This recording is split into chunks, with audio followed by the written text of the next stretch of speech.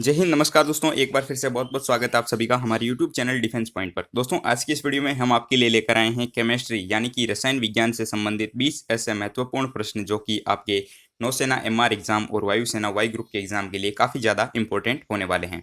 तो आइए शुरू करते हैं आज का ये वीडियो। तो पहला प्रश्न देखिए, कांसा किसका मिश्र धातु है? तो कांसा जो है वो यानी कि किससे मिलकर बना हुआ है? तो कांसा जो होता है वो आपके तांबा और टिन से मिलकर के बनता है। तो इसका करेक्ट आंसर हो जाएगा ऑप्शन बी। अगला प्रश्न देखिए,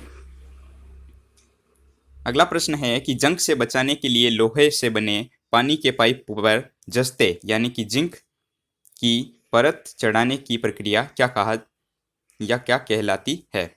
तो ये प्रक्रिया जो होती है वो यशदीकरण यानी कि गैल्वेनाइजेशन कहलाती है। तो इसका करेक्ट आंसर होगा ऑप्शन ए। अगला प्रश्न देखिए, पीतल एक मिश्र धातु है जो कि बनी हुई होती है।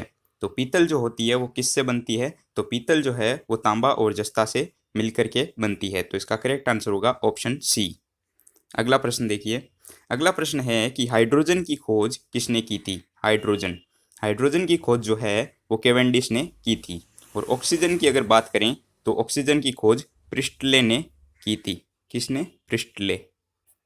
और हाइड्रोजन की खोज केवेंडिश ने की थी।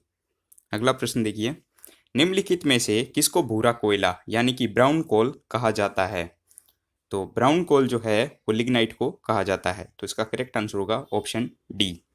अगला प्रश्न देखिए, सूखी बर्फ क्या है यानी कि ड्राई आइस जो होती है वो क्या होती है? तो ड्राई आइस के बारे में हम सब जानते हैं कि ठोस कार्बन डाइऑक्साइड जो होती है उसको ही ड्राई आइस कहा जाता है। तो इसका करेक्ट आंसर हो जाएगा ऑप्शन डी।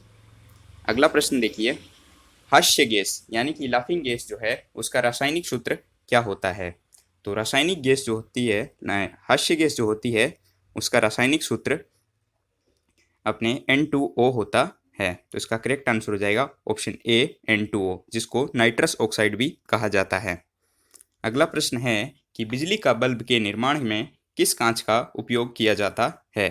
तो बिजली का जो बल्ब होता है उसके निर्माण में फ्लिंट कांच का उपयोग किया जाता है। तो इसका करेक्ट आंसर होगा ऑप्शन डी, फ्लिंट कांच। अगला प्रश्न है, बेकिंग सोडा यानी कि खाने वाला जो सोडा होता है उसका रासायनिक नाम क्या होता है? तो खाने के सोडे का रासायनिक नाम NaHCO3 होता है यानी कि सोडियम बाइकार्बोनेट। ठीक है, इसका रासायनिक सूत्र होता है NaHCO3। ठीक है, अगला प्रश्न देखिए, धावन सोडा का रासायनिक सूत्र क्या है? तो धावन सोडा यानी कि Na2CO3 जो कि होता है और इसका रासायनिक नाम सोडियम कार्बोनेट होता है। तो इसका करेक्ट आंसर होगा ऑप्शन ए। अगला प्रश्न देखिए, माचिस की तीलियों के नोक पर क्या लगा होता है? तो माचिस की जो तीलियां होती है उसके नोक पर जो है लाल फास्फोरस लगा हुआ होता है। तो इसका करेक्ट आंसर हो जाएगा ऑप्शन सी। अगला प्रश्न है कि क्विक सिल्वर किसे कहा जाता है? तो क्विक सिल्वर जो है वो पारा यानी कि मरकरी को कहा जाता है। अगला प्रश्न है कि एक मात्र अधातु कौन सी है जो कमरे के तापमान पर द्रव अवस्था में पाई जाती है? तो ब्रोमीन जो होती है वो एक ऐसी धातु है जो कमरे के तापमान पर द्रव अवस्था में पाई जाती है। अगला प्रश्न देखिए, अगला प्रश्न है कि एकमात्र ऐसी धातु कौन सी है जो कमरे के तापमान पर द्रव अवस्था में पाई जाती है? एकमात्र धातु पूछा है इस बार। ठीक है, उस पिछले में पूछा था अधातु, लेकिन इस बार पूछा जाता है कि धातु कौन सी है जो कमरे के तापमान पर द्रव अवस्था में पाई जाती है। तो पारा जो है वो कमरे के तापमान पर द्रव अवस्था में पाया जाता है। अगला प्रश्न है कि वायुमंडल में उपस्थित कौन सी गैस पराबैंगनी किरणों का अवशोषण कर लेती है? तो इसके बारे में सबको पता है कि ओजोन गैस जो होती है वो पराबैंगनी किरणों का अवशोषण कर लेती है। तो इसका करेक्ट आंसर होगा ऑप्शन ए। अगला प्रश्न देखिए, रसायनों का राजा यानी कि किंग ऑफ केमिकल्स किसे कहा जाता है?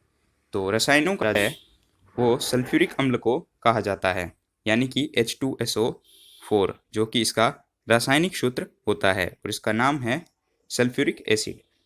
ठीक है, अगला प्रश्न देखिए, समुद्री खरपतवार निम्नलिखित में से किसका महत्वपूर्ण स्रोत है? तो आयोडीन का ये महत्वपूर्ण स्रोत होता है। तो इसका करेक्ट आंसर होगा ऑप्शन ए। अगला प्रश्न देखिए, निम्नलिखित में से कौन सा एलपीजी का मुख्य घटक है? तो एलपीजी का जो मुख्य घटक होता है वो ब्यूटेन होता है। तो इसका करेक्ट आंसर होगा ऑप्शन सी, ब्यूटेन। अगला प्रश्न देखिए, फलों को कृत्रिम रूप से पकाने के लिए कौन सी गैस प्रयुक्त की जाती है? ये प्रश्न जो है वो काफ़ी ज़्यादा इम्पोर्टेंट है और मैंने अपने टेलीग्राम चैनल पर भी इसको बार बार करवा रखा है। तो इसका आंसर आप सबको शायद पता हो कि फलों को पकाने के लिए कृत्रिम रूप से एसिटिलीन का प्रयोग किया जाता है। तो इसका करेक्ट आंसर होगा ऑप्शन डी। अगला प्रश्न आप लोगों के लिए है, इसका कमेंट में आंसर जरूर से बताइएगा। सोडियम धातु को किस में डुबो करके रखा जाता है? आपके ऑप्शन हैं जल में, दूसरा अल्कोहल में, तीसरा मिट्टी के तेल में और चौथा हाइड्रोक्लोरिक एसिड में। तो इसका कमेंट करके ज़रूर से बताइएगा राइट ऑप्शन क्या होगा। आई होप आपको ये वीडियो पसंद आया होगा। तो इस वीडियो को लाइक कर देना और अगर आपने अभी तक चैनल को सब्सक्राइब नहीं किया है तो इसको सब्सक्राइब करना मत भूलना। मिलते हैं अगले वीडियो में, तब तक के लिए जय हिंद।